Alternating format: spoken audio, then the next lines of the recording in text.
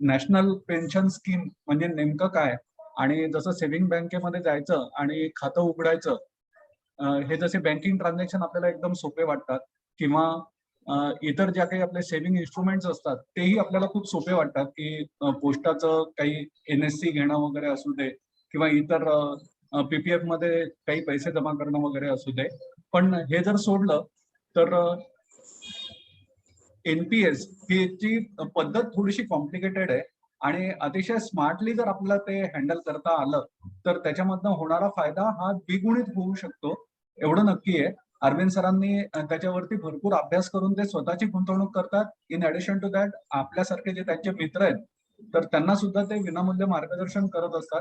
तर मी त्यांना विनंती करतो की आपल्यासाठी त्यांनी वेळ काढलेला आहे आज, तर अगदी थोडक्यात त्यांनी स्वतःची ओळख करून द्यावी आणि आम्हाला NPS विषयी पूर्ण माहिती द्यावी. Thank you. Arvind sir, please continue. Thank you. नमस्कार, मी अरविंद गडियार. मी स्वतःची थोडीशी ओळख करून देतो. म्हणजे प्रोफेशनली मी माझ्या करिअरची सुरुवात केली 1977 साली 4 एप्रिलला. तर मी न्यू इंडिया ॲश्युरन्स कंपनीमध्ये डेव्हलपमेंट ऑफिसर म्हणून जॉईन झालो, आणि एका वर्षानंतर मी कंपनी सोडली, कारण मला ते फील्ड मला तेवढं अट्रॅक्टिव्ह वाटलं नाही. त्यावेळेला जनरल इन्शुरन्समध्ये जो सिनेरिओ होता तो फार वेगळा होता. त्याविषयी मी काय बोलू इच्छित नाही, परंतु मला ते फील्ड नको वाटलं. मग मी वेगवेगळ्या कंपन्यांच्या मध्ये माझी भ्रमंती सुरू झाली. त्यानंतर मी मेजर माझा पहिला जो करिअर ब्रेक आहे तो NGF नावाच्या कंपनीमध्ये झाला. तिकडे मी 15 वर्ष सर्व्हिस केली, आणि तिकडे मला एक्सटेन्सिव्ह नॉलेज मिळालं. आणि त्यानंतर वयाच्या 39व्या वर्षी मी टाटा कन्सल्टिंग इंजिनियर्समध्ये जॉईन झालो as a head of administration, आणि मी 21 वर्ष तिकडे काम करत होतो. आणि 2017 साली मी तिकडून निवृत्त झालो. त्यानंतर मला 6 महिन्याचं एक्सटेन्शन मिळालं होतं. ते 6 महिन्याचं एक्सटेन्शन केल्यानंतर मी त्या कंपनीला रामराम केला, कारण बाकी सगळं जगामध्ये फिरायचं होतं. आता कोविडमुळे मी 2 वर्ष अडकून पडलोय. Anyway, that is a part. आता या नॅशनल पेन्शन स्कीम विषयी माझ्याकडे एवढं इन्फॉर्मेशन आहे की जर मी तुम्हाला ते सांगत बसलो तर आपल्याला 1 तास पण कमी पडेल. पण सर्वात महत्वाचं म्हणजे एवढ्या सगळ्या इन्फॉर्मेशनची आवश्यकताच नाही आपल्याला, कारण आपण काही तात्विक चर्चा करणार नाही आहोत. आपण फक्त आपला नॅशनल पेन्शन स्कीम मध्ये कसा फायदा होतो तेवढा फक्त आपल्याला बघायचा आहे.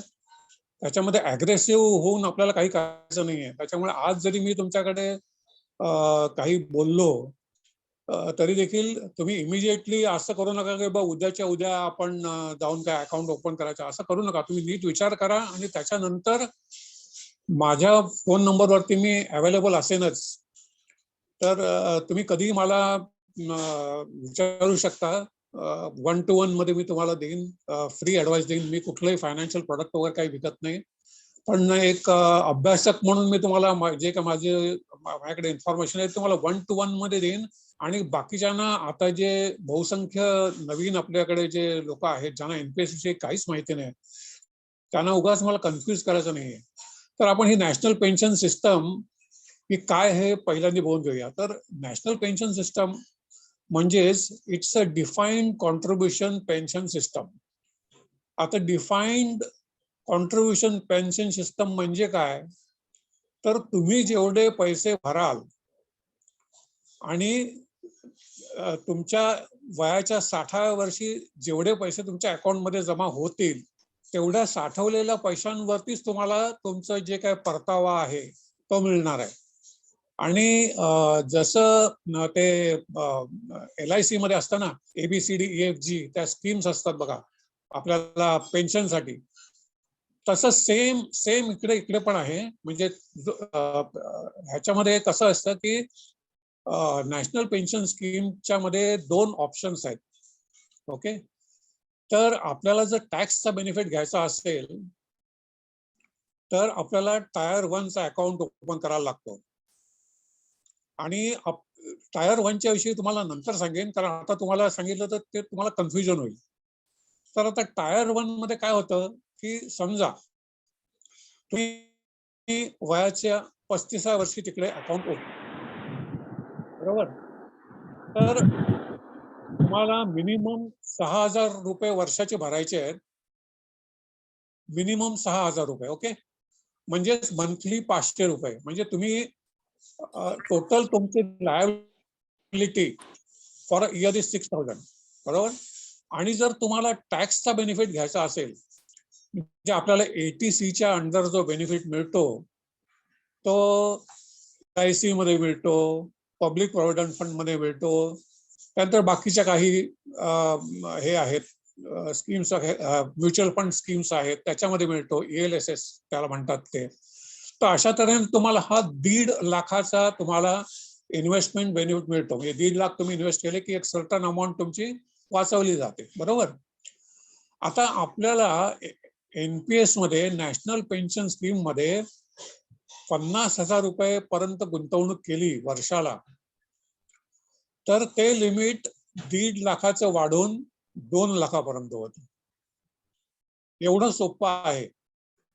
कळलं का तुम्हाला?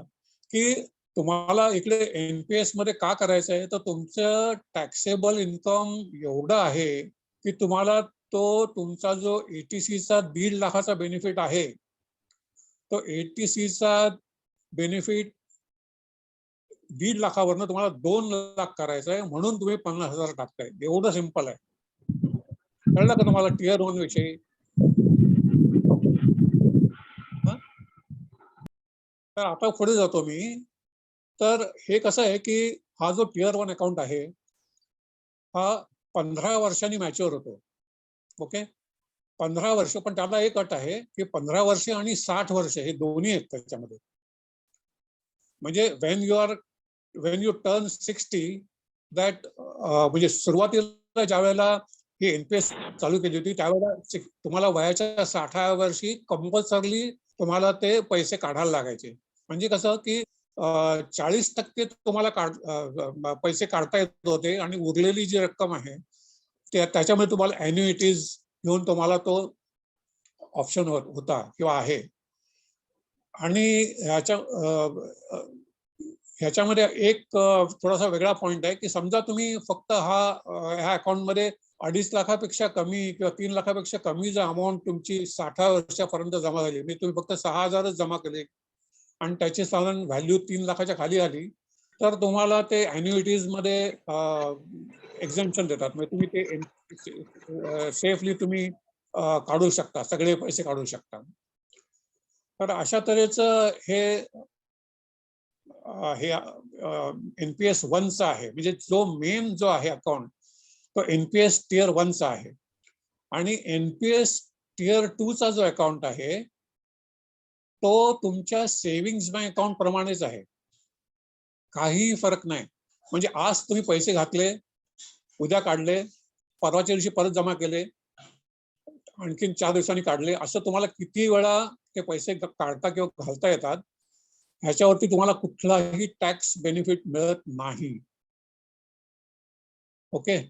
आणि टॅक्सेशनच्या दृष्टीने ते फार म्हणजे कॉम्प्लेक्स आहे की तुम्ही जर ते एक सगळ्यामध्ये पैसे काढत घालत राहिला तर ते फार, म्हणजे तुम्हाला चार्टर्ड अकाउंटचा सल्ला घेतल्याशिवाय तो ऑपरेटर्स करता येणार नाही. त्याच्यामुळे बेसिकली टायर 2चा जो अकाउंट आहे त्याच्यामध्ये आपल्याला लॉंग टर्मच्या दृष्टीने आपल्याला पैसे ठेवायचे आहेत की आपल्याला इमर्जन्सी फंड ज्याला म्हणतो, की साधारणपणे इमर्जन्सी फंडचं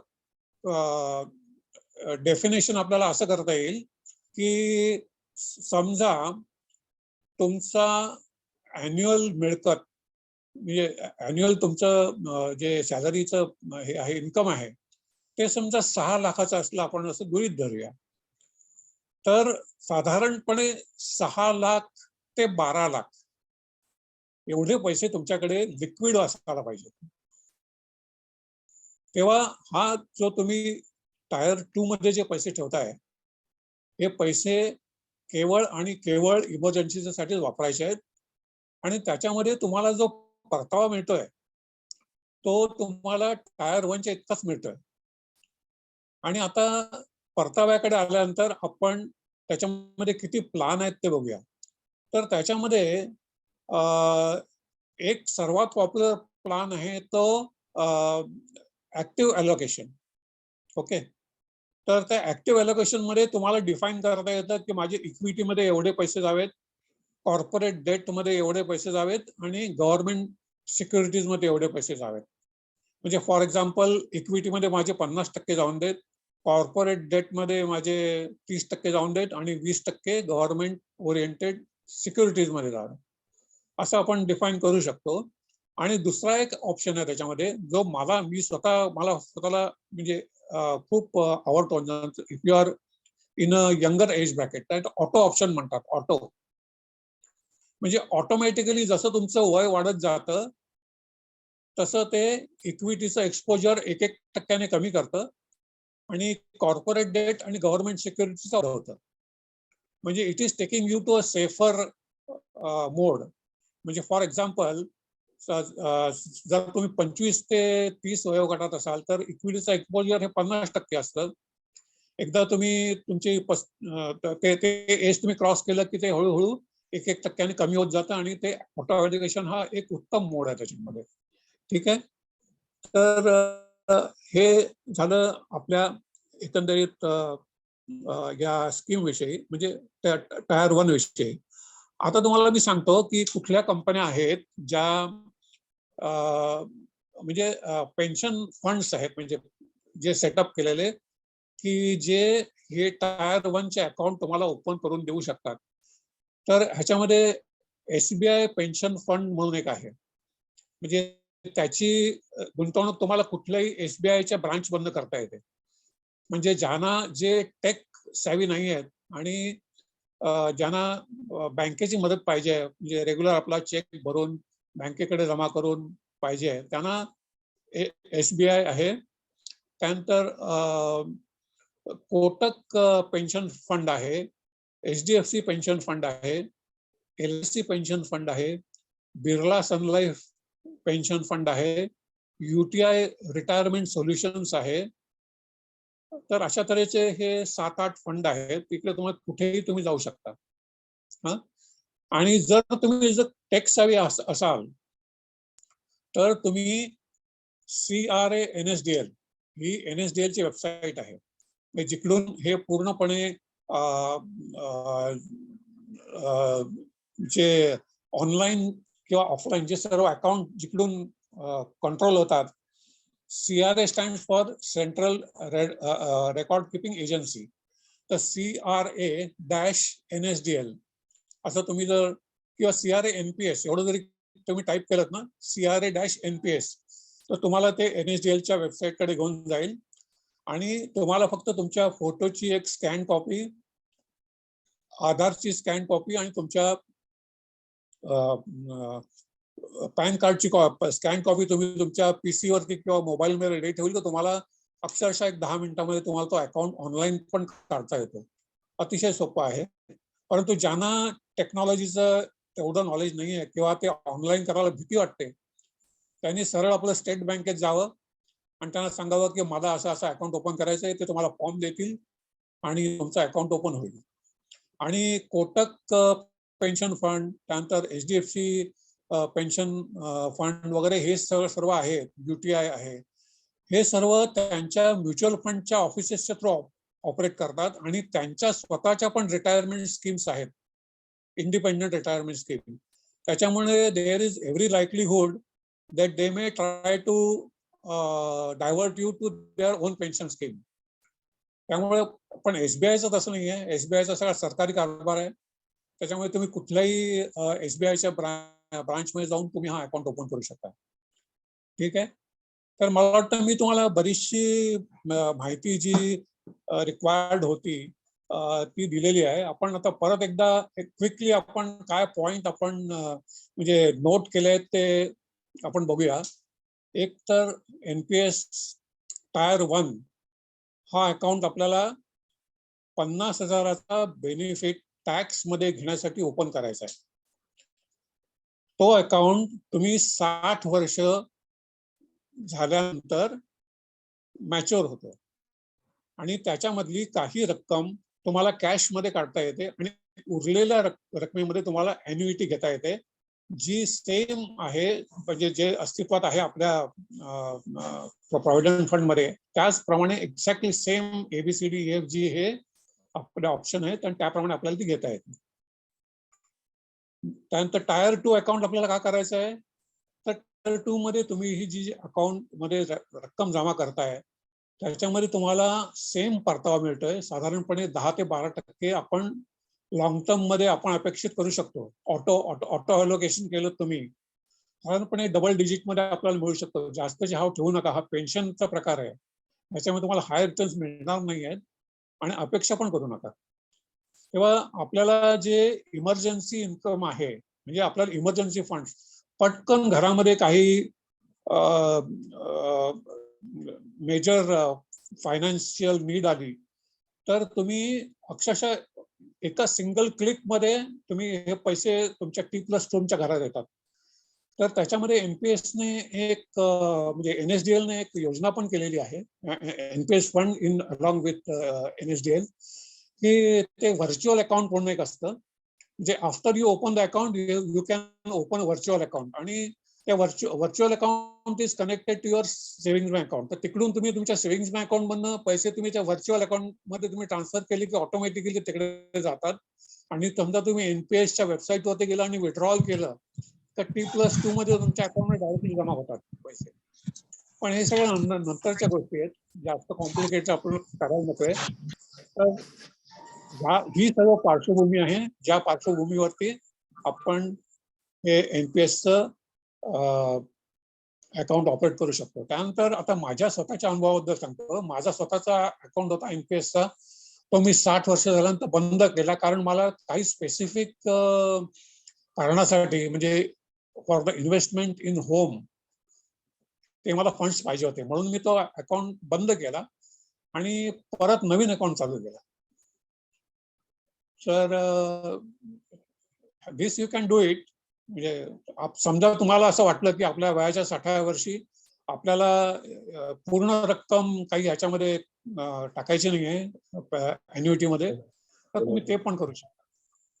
तर आता मला वाटतं मी एवढं सांगितलेलं इन्फॉर्मेशन तुम्हाला व्यवस्थित ह्या ऑप्शनची तुम्हाला एक माहिती देईल. आणि दुसरं कसं म्हणजे की तुम्ही जेव्हा इन्व्हेस्टमेंट करताना तेव्हा नेहमी तुम्ही पहिला विचार केला पाहिजे की आपण ॲलोकेशन ऑफ ॲसेट्स कसं करतोय. म्हणजे फॉर एक्झाम्पल तुम्ही जर 40 वर्षाचे आहात तर 100 - 40 म्हणजे 60, बरोबर. तर 60% अमाऊंट तुम्ही इक्विटीमध्ये, किंवा तुम्हाला इक्विटीची जर भीती वाटत असेल आणि तुम्हाला सेफर तुम्हाला चॉईस पाहिजे असेल तर प्युअर इक्विटी ओरिएंटेड फंड्स मध्ये तुम्ही 60% पर्यंत तुम्ही ठेवू शकता. त्यानंतर तुम्ही पब्लिक प्रॉव्हिडंट फंड, म्हणजे तुम्ही if you are in higher tax bracket and financially more comfortable, तर तुम्हाला 1.5 लाख रुपये हे PPF-च्या अकाउंटमध्ये टाकायलाच हवेत. त्यानंतर तुमचं जसं रिस्क टेकिंग तुमचं एक हे असेल, कसं तुमची how do you cope up with it, त्याप्रमाणे तुमच्याकडे LICचं कव्हर हे असायलाच पाहिजे.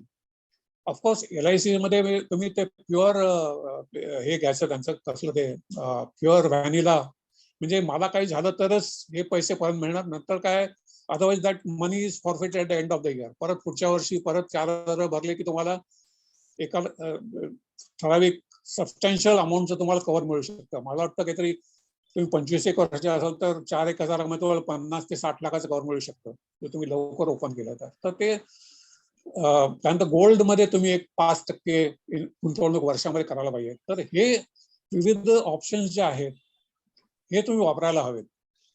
आणि PPF-चा जो अकाउंट आहे तुमचा पब्लिक प्रॉव्हिडंट फंडचा, that should be equated with the GSEC securities, तेवढाच तो सेफ आहे. गव्हर्नमेंट सिक्युरिटीच्या एवढाच तो पण सेफ आहे. So with this I think I will come to an end. Now I will open for question and answer. तुम्हाला काही क्वेरी असतील तर तुम्ही विचारा. Arvind sir, thank you. एक ब्रीफली एक्सप्लेन केल्याबद्दल थँक्यू. पण त्याच्यामध्ये एक एज रेस्ट्रिक्शन्स काही असतात, तर त्याच्याविषयी थोडंसं एक्सप्लेन करा ना. की अमुक एक वर्ष हा झाल्यापर्यंत ते ओपन नाही करतायत किंवा अमुक एक वर्ष झाल्याशिवाय ते काढता नाही येत वगैरे. तर हो हा पॉइंट मला वाटतं बरोबर. राहिलाय तो. हो बरोबर. तर ह्याच्यामध्ये असं आहे की मी ज्या वेळेला 2009 मध्ये हा अकाउंट ओपन केला होता त्यावेळेला वयोमर्यादा 60 वर्षाची होती. म्हणजे 60 वर्ष झाली की तुम्हाला कंपल्सरी ते पैसे काढायलाच लागायचे. त्याच्यानंतर बऱ्याच जणांनी रिक्वेस्ट केली की आमची जरी नोकरी संपलेली असली तर आम्हाला एक्सटेन्शन मिळतं किंवा we are working as a consultant in private sector, तर आम्हाला त्याची वयोमर्यादा वाढून द्यावी. तर त्याप्रमाणे त्यांनी ती वयोमर्यादा वाढवून 65 पर्यंत केलेली आहे. आणि तुम्हाला जी अॅन्युइटी मिळते ती पण तुम्ही डिफर करू शकता की मला 60व्या वर्षी मला काही केलं नाही आणि तुम्ही 60 वर्ष झाल्यानंतर तुम्ही तो अकाउंट मध्ये कॉन्ट्रीब्युशन चालू ठेवलं तर जोपर्यंत तुम्ही अॅन्युइटी विचारत नाही तोपर्यंत तुम्हाला ते डिफर करता येते अॅन्युइटी. तर सध्या त्यांचा काहीतरी विचार चाललाय 65 वरून 70 वर्षावरती करायचं. तर ते म्हणजे गव्हर्नमेंट वाढवत नाही येणार, कारण गव्हर्नमेंटला तुम्ही तुमचे पैसे अॅन्युइटी मध्ये न घेता त्यांच्याकडे ठेवलेले ते कधी आवडेल ना. आणि त्याचं एंट्रीचं वय पण 60 वरनं 65 केलंय, ते आता 65 वरनं 70 करायचं असं काहीतरी चाललेलं आहे त्यांचं. तेव्हा तुम्ही 65 वर्षाचे असला तरी पण तुम्ही अकाउंट ओपन करू शकता. आता माझ्या बाबतीत तुम्हाला सांगतो, मी जेव्हा 64 वर्षाचा होतो त्यावेळेला मी अकाउंट चालू केला.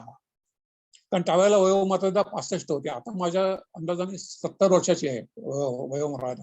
तर तुम्ही इव्हन अगदी 69 ला पण काढू शकता. फक्त ते 15 वर्षावर सेम राहणार. 15 वर्षानंतर तुमचं ते मॅच्युअर होणार आहे. परंतु हे सगळे टेक्निकल गोष्टी आहेत. आपल्याला 60-65 वर्षापर्यंत आपण आरामात काढू शकतो एनपीएस अकाउंट. त्याच्यामध्ये काही प्रॉब्लेम नाही आहे. आणि it's a basically a very long term product आणि it's a defined contribution system. आणि गव्हर्नमेंटला हे प्रोडक्ट का अस्तित्वात आणायला लागलं तर आंतरराष्ट्रीय नाणेनिधी म्हणजे IMF वगैरे या संस्था ज्या आहेत त्यांनी 1990 साली असं गव्हर्नमेंटला वारंवार अॅन्युअल रिपोर्ट्स मध्ये सांगत गेले की तुमचे जे सिव्हिल सर्वंट्स आहेत त्यांची पेन्शन द्यायची ॲबिलिटी तुमच्याकडे गव्हर्नमेंटकडे नाहीये, तेवढी प्रोव्हिजन नाहीये, तेवढी प्रोव्हिजन तुम्ही करा. तेवढं सतत वर्षानुवर्ष ते रिमार्क्स आल्यानंतर गव्हर्नमेंटने त्यांच्या सर्व नवीन एम्प्लॉईजचे एका पर्टिक्युलर डेटच्या नंतर जे मध्ये 2007 का 2007 मला वाटतं 2007 सालापासून जे नवीन एम्प्लॉईज गव्हर्नमेंटमध्ये जॉईन झाले त्या सर्वांच्यासाठी एनपीएस कंपल्सरी केलं. म्हणजे गव्हर्नमेंट त्यांना पेन्शन देत नाही. गव्हर्नमेंट त्यांच्या पेन्शनची जेवढी लायबिलिटी आहे ती एनपीएस अकाउंट मध्ये जमा करते आणि त्यांना सांगते तुमच्या सॅलरीमधनं पण हे जमा होईल आणि तुम्हाला पाहिजे तुम्ही ऍडिशनल पण करा.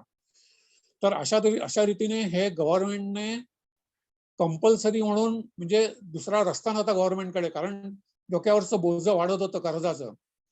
तेव्हा आंतरराष्ट्रीय सर्व संघटनांनी प्रेशर आणून हे गव्हर्नमेंटच्या सर्वंट्ससाठी म्हणजे गव्हर्नमेंट एम्प्लॉईजच्या साठी हे प्रोडक्ट गव्हर्नमेंटला क्रिएट करायला लागलं. त्यानंतर गव्हर्नमेंटच्या असं लक्षात आलं की आपण हे प्रॉडक्ट क्रिएट केलेलं आहे पण आपल्याला हे फायनान्शियली व्हायबल करायचं असेल त्याला मास बेस पाहिजे. म्हणून मग त्यांनी प्रायव्हेट सेक्टरच्या एम्प्लॉईजसाठी हे चालू केलं. आणि सर्वात आधी बेनिफिट घेतलं ते आपल्या आयटी सेक्टरच्या एम्प्लॉईजनी, कारण आयटी सेक्टरमध्ये त्यांना भरपूर पैसे मिळतात आणि त्यांना कुठे ठेवायचे ते कळत नाहीत. तर आयटी सेक्टरचे लोक हे पहिले आले आणि त्याच्यानंतर गव्हर्नमेंटने अमेंडमेंट केली की आयटी सेक्टरचे किंवा जे प्रायव्हेट सेक्टरमध्ये जे एम्प्लॉईज आहेत त्यांच्या पगारातनं जर कंपनीने ही रक्कम वजा केली आणि जर पैसे भरले तर कंपनीला पण टॅक्सचा बेनिफिट मिळू शकतो. म्हणजे डबल बेनिफिट झाला. कंपनीला पण बेनिफिट मिळाला की ह्यांच्याप्रमाणे आम्ही प्रॉव्हिडंट फंडात पैसे टाकलेले आहेत, म्हणजे पेन्शन फंडात पैसे टाकलेले आहेत, तर कंपनीला पण सर्टन सेट ऑफ मिळतो आणि एम्प्लॉईला तर मिळतोच, कारण त्याच्या नावाने तेवढे जमा झाले तो दाखवू शकतो की माझ्या नावावर एवढे जमा झालेले आहेत. पण त्याच्याशिवाय तो ऍडिशनल पण स्वतः व्हॉलंटरी टाकू शकतो. ओके तर सर. आज देखील स्थिती तीच आहे की आयटी सेक्टर मधले जे किंवा हाय टॅक्स ब्रॅकेट मधले लोक आहेत त्यांनी याचा मॅक्सिमम बेनिफिट घेतलेला आहे. ओके. काही प्रश्न असले तर ते आपण पहिले घेऊया आणि मग त्याच्यानंतर पुन्हा एकदा एक ब्रीफ मला असं काही काही प्रश्न पाहिजेत ते मी तुम्हाला सांगतो. तुम्ही अनम्यूट करून आपले मला प्रश्न एक डायरेक्ट प्रश्न विचारायचा होता. बोला सर. मला असं विचारायचं होतं की जसं LIC मध्ये किंवा PPF मध्ये जर आपण पैसे भरायचं विसरलो तर ती LIC ची पॉलिसी लॅप्स होते, तसं ह्याच्यामध्ये पण हो. आहे का की आपण सुरुवातीला समजा एक एक्झाम्पल 1 लाख रुपये किंवा 10 लाख रुपये टाकले आणि त्याच्यानंतर आपण जर इन्व्हेस्टमेंट नाही केली तर मग ते स्कीम बंद होते का आपली? नाही, स्कीम बंद नाही होत, परंतु हं. तुम्हाला ते जसं PPF मध्ये तसं 500 रुपयापर्यंत पेनल्टी लागू शकते. पण तुम्हाला फक्त तुमची PPF मध्ये तुमची लायबिलिटी फक्त वर्षाला 500 रुपये भरायची आहे. इकडे 6,000 रुपये तुम्हाला भरायला लागतात. 6,000 वन टाइम पेमेंट.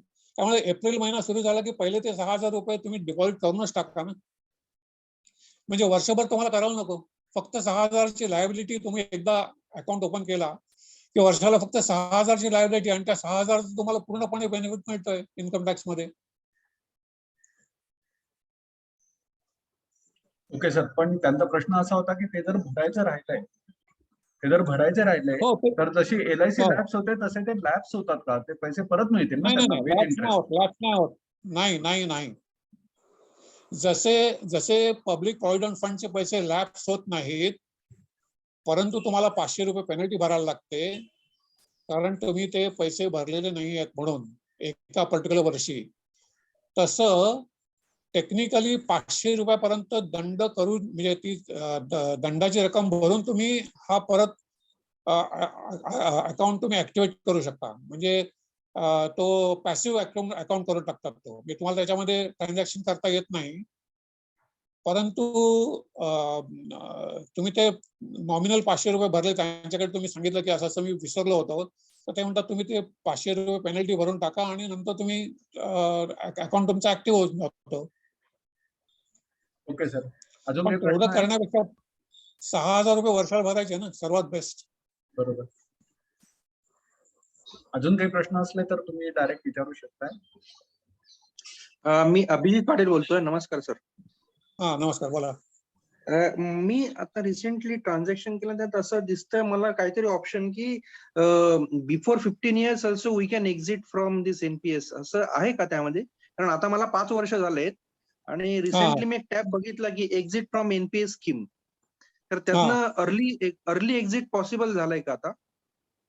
हो, परंतु तुमच्या पर्सनल टॅक्स कन्सल्टंटला विश्वासात घेतल्याशिवाय तुम्ही हे कुठलं ट्रान्झॅक्शन करू नका. प्रीमॅच्युअर ट्रान्झॅक्शन करू नका.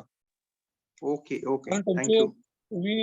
तुम्ही जे 5 वर्ष जे सेव्ह केले आहेत ते सर्व तुमचे बेनिफिट ते स्ट्रिप करतील गव्हर्नमेंट. आणि आता तर म्हणजे एवढं गव्हर्नमेंटचं क्लोज मॉनिटरिंग आहे की 5 वर्षापूर्वी झालेलं तुमचं जे हे आहे ते पण गव्हर्नमेंटच्याकडे रेकॉर्ड आहेत. 5 वर्ष, 7 वर्ष, 10 वर्ष. त्यामुळे ते रिकव्हरी काढू शकतात. ओके सर, त्यामुळे न पण काढणं म्हणजे त्यांचा जो स्पेसिफिक प्रश्न होता की 5 वर्षाच्या नंतर ते बंद करता येतं का नाही, म्हणजे तो एक्झिट ऑप्शन आहे का नाही? तर तो आहे, म्हणजे हो, तुमच्या म्हणण्यानुसार तो एक्झिट ऑप्शन हो, आहे. हो, हो, हा. आहे, पण त्याला तेवढं सोपं नाहीये ते. तेवढं सोपं नाहीये. त्यांना मग ते हे द्यायला लागतं, कारण वगैरे द्यायला लागतं. हा. की असं काही वर, पण ते फार कॉम्प्लिकेटेड आहे. म्हणजे it is better to avoid such an option of withdrawing from this. म्हणजे तुम्ही बरोबर. असं धरून चाला की आपल्याला विथड्रॉल ऑप्शन नाहीच आहे. ओके, पण सर, स्पेसिफिक अजून एक प्रश्न होता महत्वाचा की इतर वेळेला कधी जर आपण बँकेमध्ये FD ची मॅच्युरिटी विसरून गेलो तर बँकेकडनं आपल्याला रिमाइंड लेटर येतं. तसं आपण इथे जर विसरून गेलो आपली मॅच्युरिटी, तर गव्हर्नमेंट कडनं आपल्याला काही रिमाइंड लेटर येतं का? किंवा ही स्कीम अविरत चालूच राहते का? नाही, तुम्हाला आता हे पूर्णपणे इलेक्ट्रॉनिक मोड मध्ये आहे, तर त्यामुळे तुम्हाला वर्षातनं महिन्यातनं एकदा तरी तुम्हाला एक SMS येतो की तुमच्या ह्या वर्षी तुमच्या अकाउंटला पैसे जमा झालेले नाही आहेत कुठले टायर 1 अकाउंटला, असं रिमाइंडर तुम्हाला येतं. आणि मार्च महिन्यात तर अक्षरशः अल्टरनेट दिवसाला तुम्हाला येतं की तुमच्या अकाउंटमध्ये अजूनही या वर्षाचे तुम्ही पैसे टाकलेले नाही आहेत, टाका तुम्ही. तो रिमाइंडर येतो तुम्हाला. हे फुल्ली इलेक्ट्रॉनिक मोड मध्ये आहे. हे जी सर्व ट्रान्झॅक्शन आहेत ना, ही म्हणजे तुम्ही NSDLच्या साईटला जाऊन तुम्ही NSDLची साईट एक्सप्लोअर करा. तर NSDLने जी इनिशिएटिव्ह घेतलेली आहेत ना, ती एवढी फ्युचरिस्टिक आहेत की मला वाटतं की आणखीन एक 5-1 वर्षाच्या काळामध्ये India will be the number 1 country in the world as far as electronic transactions are concern. कारण गव्हर्नमेंटने आता असं केलेलं आहे की तुम्हाला कुठलाही तुमचा टॅक्स बेनिफिट घ्यायचा आहे तर तुम्ही ते कॅश मध्ये डिपॉझिट करूच शकत नाही. ओके सर, आता मला एक वाटतं मिनिट फक्त ते 2 सर, एक मिनिट, आपल्याला वेळ कमी आहे थोडासा. अजून काही कोणाचे प्रश्न असले तर आपण पहिले घेऊया आणि मग त्याच्यानंतर हा मध्ये सर बोला ना. हा, मला विचारायचं आहे, आता मी 63 साली उघडलं ते मॅच्युअर्ड मध्ये केव्हा मी पैसे काढू शकतो किंवा मॅच्युरिटी केव्हा येते, हा एक प्रश्न. दुसरं, आय पिन आणि टी पी आय एन म्हणजे टी पिन हे काय आहे? काय आय पिन हा आय पिन आणि हा टी हा पिन.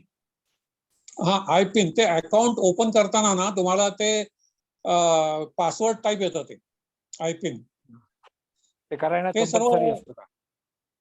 हा ते म्हणजे ते लॉग इन करण्याच्या वेळेला ते कामाला येतं ते आय पिन. म्हणजे तुम्हाला ते ट्रान्झॅक्शन करताना ना ते आय पिनचा तुम्हाला उपयोग होतो.